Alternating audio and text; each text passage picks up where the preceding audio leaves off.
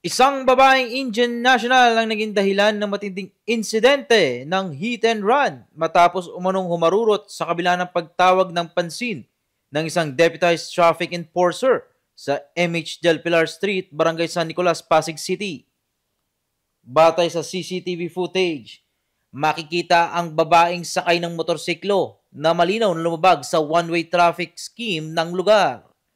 Nang itaas ng kamay at pahintuin ni Deputized Traffic Enforcer Constantino Sumulong ang motorista, imbes na huminto ay bigla itong bumilis at dumiretso, dahilan upang masagi at makaladkad ang kawawang enforcer. Dahil sa lakas ng impact at pagkakadapa, nagtamo si Sumulong na mga galos sa kanyang palad at tuhod at nakaramdam din ng pananakit sa katawan, partikular sa kanyang mga binti na nagdulot ng hirap sa kanyang paglalakad. Ayon kay Sumulong, hindi niya inaasahan na hahantong sa ganito ang simpleng pagpapatupad lamang ng batas trapiko. Mga nagka-counterflow, nuhuli namin.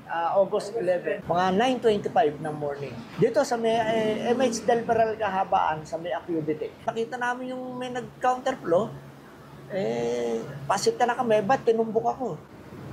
Talagang nag-one way na siya, talagang alam niya na huli siya, talagang tinumbok ako eh. Lipad ako ngayon. So matotal ganun. Sumir ko ako, lipad ako. Ito, sa kamay, sa dalawang tuhod, buti hindi pumalo yung ulo ko. Sa ngayon, patuloy ang investigasyon ng mga otoridad. Ayon sa barangay, nahihirapan silang kilalanin ng suspect dahil malabo ang kuha ng CCTV at may sira rin ang plaka ng motorsiklo. Pinaniniwala ang residente o madalas magawi sa lugar ang nasabing Indian national batay sa direksyon ng kanyang pinanggalingan. Hindi naman na plaka kasi sira yung plaka niya eh. Talagang babae pa, babae. Talagang tinumbok ako, lipad ako.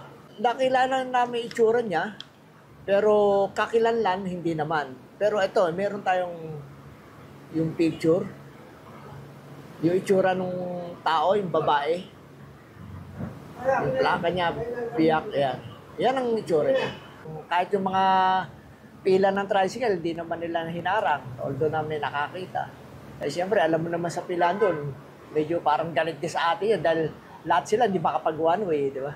Umapila naman si Sumulong sa publiko lalo na sa mga nakakakilala sa babaeng suspect upang matukoy at maipagharap sa kaukulang kaso ang responsable sa insidente. Kung sino man yung nakakakilala doon sa nangyari, doon sa babaeng Indian national, sana kung may makakatulong, pagbigay na lang alam dito sa may barangay na San Nicolas. Sana yung concerned citizen na nakakilala doon sa Indian national na yan, sana ipagbigay alam na lang dito sa barangay San Nicolas.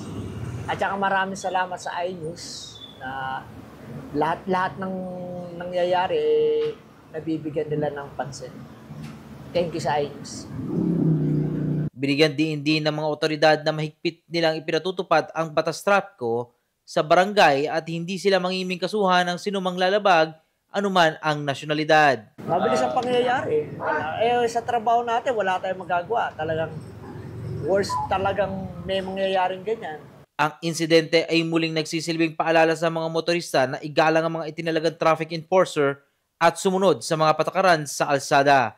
Hindi lamang upang maiwasan ang parusa, kundi upang matiyak ang kaligtasan ng lahat na gumagamit ng lansangan. Ako si Monching para sa latest ng iNews Pasig, Balita Buhay Pasigueño.